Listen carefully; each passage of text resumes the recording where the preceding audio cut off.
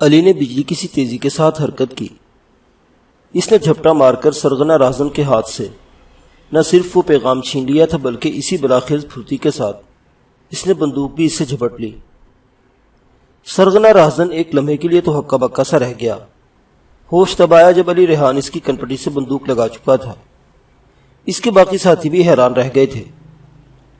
علی کی مشاق نظروں نے فوراً ہی بھانپ لیا تھا کہ وہ بدماش تو تھے، لیکن ان کے انداز و اطوار سے جھلکتا نہیں تھا کہ یہ کوئی پیشہ ور راہزن ہو سکتے تھے۔ خبردار، اگر کسی نے کوئی ذرا سی بھی حرکت کی تو میں گولی چلا دوں گا، علی ریحان گرجدار آواز میں چلایا۔ انسپکٹر منظور شاہ کے چہرے پر کچھ عجیب قسم کے تاثرات نمودار ہو گئے تھے۔ تم مارے جاؤ گے نوجوان، بہتر یہی کہ بندوق میرے حوالے کر دو، ہم تم جیسے کنگلے آدمی کو کچھ نہیں کہیں گے۔ راہزن سرغنہ نے درست لہجے میں علی کو دھمکایا۔ اسی وقت علی نے بندوق کی لبلبی دبا دی۔ گولی چلنے کا زوردار دھماکہ ہوا۔ فائر کرنے سے پہلے وہ اپنی بندوق کی نال کو پھرتی سے ہٹا کر اس کی چار میں سے ایک کے ساتھی کو نشانہ بنا چکا تھا، جو اس کی جانب اپنی بندوق کو غیر محسوس انداز میں حرکت دینے میں مصروف تھا۔ گولی اس کے ہاتھ میں لگی تھی اور وہ چیخ مار کر اپنے گھوڑے سے گر پڑا تھا۔ تبھی سرغنہ نے حرکت کی اور علی کو اپنے کندھے کی ضرب رسید کر دی۔ علی کے لیے اس کی یہ حرکت غیر متوقع نہیں تھی۔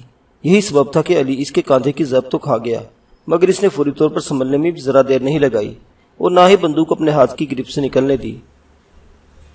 وہ اس نے نال سے پکڑ کر لٹ کی طرح سرغنہ کی رسید کر دی، جو اس کی کنپٹی پر لگی۔ ضرب زوردار ثابت ہوئی، پٹاخے جیسی آواز چھوٹی اور سرغنہ ڈھیر ہو گیا۔ اس کے باقی ساتھی جو چوتھے آدمی کے زخمی گرنے پڑنے کے بعد اب 3 رہ گئے تھے، ایک ہاتھ سے اپنے بے قابو ہوتے گھوڑوں کو سنبھالنے میں لگے ہوئے تھے، جو گولی کی آواز کے بدکنے پر تولے ہوئے تھے، مگر ان تینوں نے کمال ہوشیاری سے انہیں سنبھال رکھا تھا۔ ان تینوں نے بیک وقت اپنی بندوقیں علی پر تان لی۔ علی نے ایک قلع بازی لگائی تھی اور اسی وقت 3 دھماکے یک بیک گونجے۔ ایک گولی گاڑی کی ونڈ سکرین کو توڑتی دوسری طرف اس کی باڈی میں پیوست ہو گئی، جبکہ تیسری سپاہی کی ٹانگ پر لگی تھی، جو موقع دیکھ کر گاڑی کی جانب دوڑتا تاکہ اپنا ہتھیار اٹھا کر ان پر حملہ کرے کہ گولی لگتے ہی وہ بیچارہ چیخ مار کر گر پڑا۔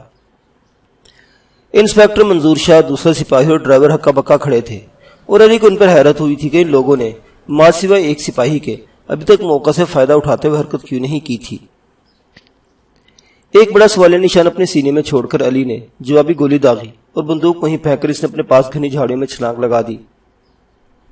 دوڑتا تو وہ بلا تکان اور اندھا دھند تھا، اس لیے اسے بندوق بھی ایک ساتھ بوجھے کم نہیں لگی تھی۔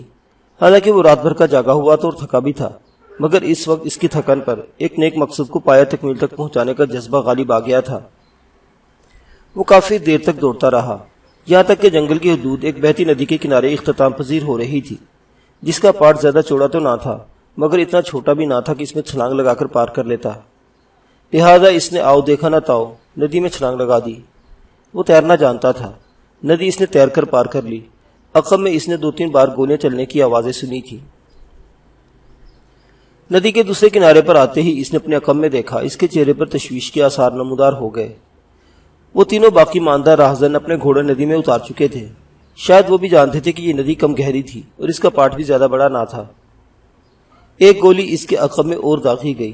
علی کنارے کی 7 جھاڑیوں میں جا گھسا اور وہاں سے اس نے پھر آگے دوڑ لگا دی۔ اس کا سانس اب بری طرح پھولنے لگا تھا، کیونکہ ندی میں تیزی سے تیرنے کے سبب بھی اس کی کافی توانائی صرف ہو گئی تھی۔ کوئی لمحہ جاتا تھا کہ وہ بے دم ہو کر گر پڑتا۔ اچانک 7-8 مسلح افراد نے اسے گھیر لیا۔ انہیں دیکھ کر علی کی رہی سے ہی ہمت اور طاقت بھی دم توڑ گئی اور وہیں گھاس پر گھٹنوں کے بل گر سا گیا اور لمبے لمبے سانس لینے لگا۔ وہ پہلے یہی سمجھا تھا کہ یہ بھی کوئی راہزنوں کا ٹولہ ہوگا، لیکن اس کی نظر 2 گھوڑوں ایک بگھی پر پڑی۔ اس کے بعد وہ سینے کے بل گھاس پر گرا اور اسے کچھ ہوش نہ رہا۔ جب دوبارہ آنکھ کھلی تو اس نے خود کو ایک صاف ستھرے کمرے میں پایا۔ کمرہ زیادہ بڑا تو نہیں تھا مگر اتنا چھوٹا بھی نہ تھا۔ اس کی سنگی دیواروں پر 12 سنگے اور شیر کے سر ٹنگے ہوئے تھے۔ ایک دیوار پر کالے شیر کی کھال چسپاں تھی۔ 2 فریم شدہ تصاویر دیکھ کر وہ چونکے بغیر نہ رہ سکا۔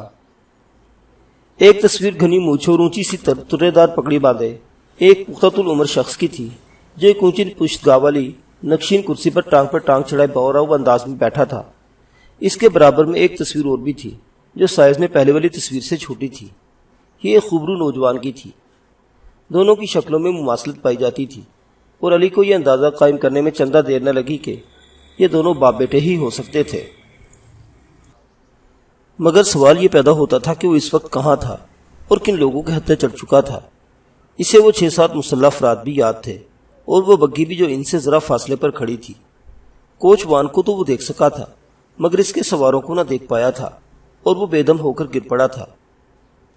یہ خیال آتے ہی اس نے جلدی سے پہلے اپنی پشت پر بندھے ہوئے اس کھال کے ٹکڑے کی موجودگی کی تسلی کی اور مطمئن ہو گیا۔ وہ پیغام ایک پیٹی بند کے ساتھ اس کی کمر سے بندھا ہوا محفوظ تھا۔ ہوش آ گیا تمہیں؟ اچانک ایک آواز اس کے کانوں سے ٹکرائی اور وہ چونک کر دروازے کی طرف دیکھنے لگا جہاں ایک دراز قامت جوان شخص کھڑا تھا۔ یہ وہی جوان تھا جس کی تصویر ادھیڑ عمر باروب نظر آنے والے شخص کی بڑی تصویر کے ساتھ آویزہ تھی۔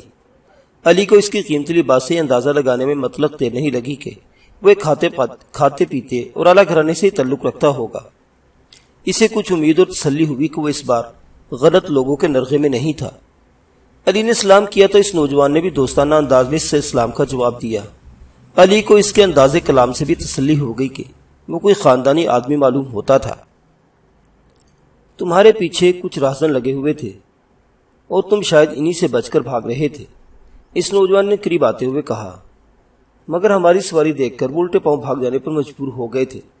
ویسے تم ہو کون؟ علی ایک مسہری پر لیٹا تھا، اب اٹھ بیٹھا تھا۔ وہ بہت کسلمندی اور تھکاوٹ محسوس کر رہا تھا، اس قدر کہ اسے بات کرنا بھی دوبھر ہو رہا تھا۔ بیش قیمت پوشاک میں ملبوس اس نوجوان کو بھی شاید اس کی حیت کا ذائقہ احساس ہو گیا اور اس سے میرا سوال موقوف کرتے ہوئے کسی کو آواز دے ڈالی۔ 2 افراد 10 بستہ اندر داخل ہو گئے۔ اس شخص کے لیے کچھ کھانے کا بندوبست کرو فوراً، اس نے برد بارانہ تحکم سے کہا، اور اس کے ذرا ہی دیر بعد علی کے سامنے ایک تپائی پر کھانا رکھا گیا۔ بھنا ہوا گوشت، گرما گرم پراٹھے، شہد، میٹھا اور خوش ذائقہ مشروب۔ علی نے خوب ڈٹ کر کھانے سے انصاف کیا۔ اس عرصے میں وہ شخص کے پاس ایک کرسی پر پراجمان ہو گیا تھا، جبکہ ان دونوں خدمت گزاروں میں سے ایک تو لوٹ گیا، دوسرا کمرے میں ہی موجود رہا تھا۔ کیا میں معزز میزبان کے بارے میں کچھ پوچھ سکتا ہوں؟ علی نے کھانا چٹ کرنے کے بعد اس جوان شخص کی طرف دیکھا جو اسی کی عمر کا نظر آتا تھا۔ خوب، سوال تو پہلے ہم نے کیا تھا، وہ مسکرا کے بولا، چلو بتائے دیتے ہیں۔ ہم نواب شہباز خان کے فرزند اقبال خان ہیں، یہاں سعید پور شکار کے لیے آئے تھے، کچھ لگان بھی وصول کرنا تھا۔ یہ مکان اسی غرض سے بنایا گیا ہے۔ یہاں ہم یا کبھی کبھار ہمارے ابا حضور نواب شہباز خان صاحب عارضی طور پر قیام کرتے ہیں۔ اب تم اپنے بارے میں بتاؤ نوجوان۔ وہ اتنا بتا کر علی کا چہرہ دیکھنے لگا۔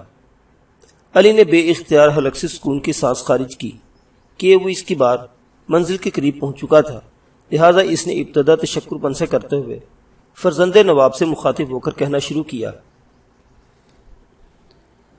سب سے پہلے تو میں آپ کی اس مہمان نوازی کا تہہ دل سے شکر گزار ہوں کہ ایک اجنبی کے لیے اس قدر افزائی کی خاندانی نجابت اور اعلیٰ خانوادے سے تعلق داری کو ظاہر کرتی ہے۔ میرا نام علی ریحان ہے اور میں ریاست ناگرہ سے ایک انتہائی اہم اور حساس نوعیت کی خبر لے کر نواب شہباز خان صاحب سے فوری طور پر ملنے کا متمنی تھا۔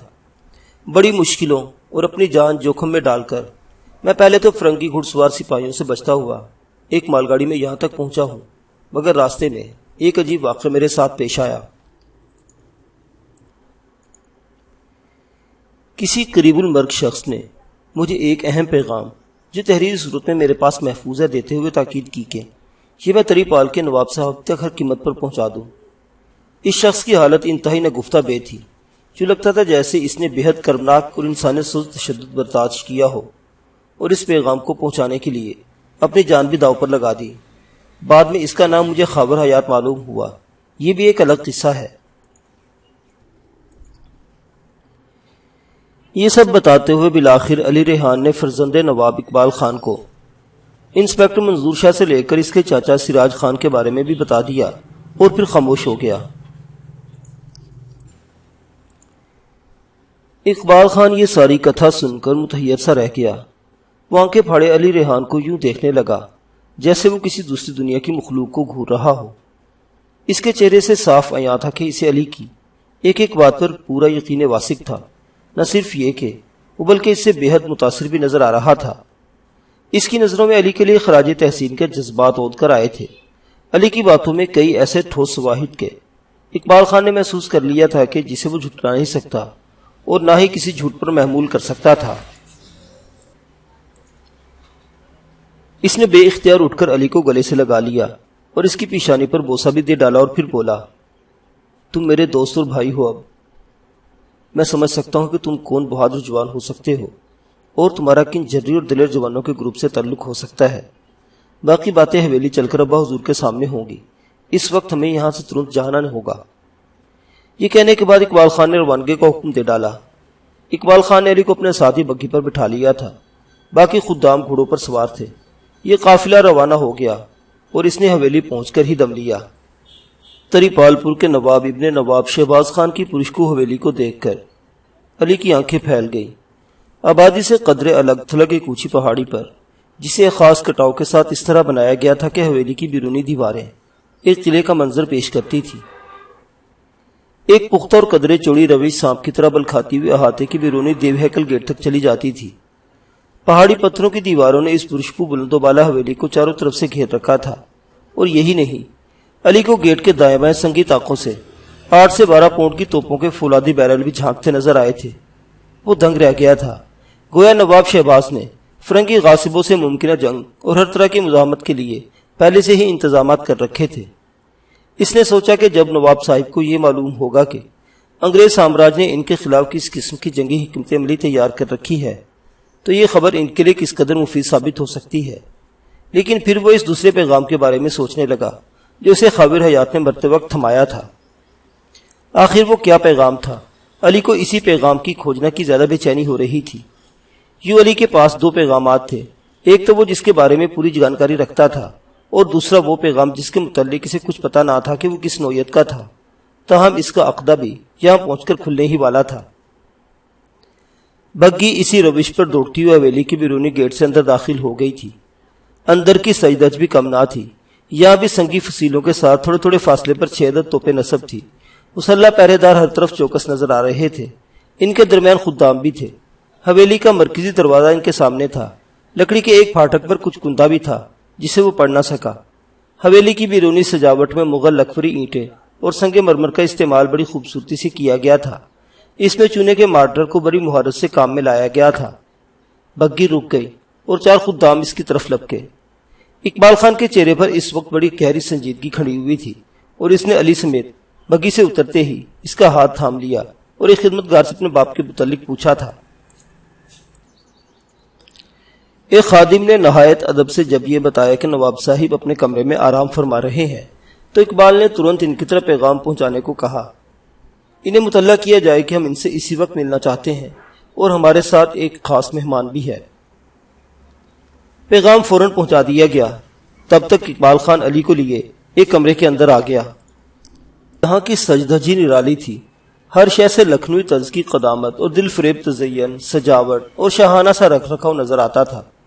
دیواروں پر خاندان کے پرکھوں کی فریم شدہ تصاویر، بلند چھت سے جھولتے فانوس دیدہ زیب نظر آ رہے تھے۔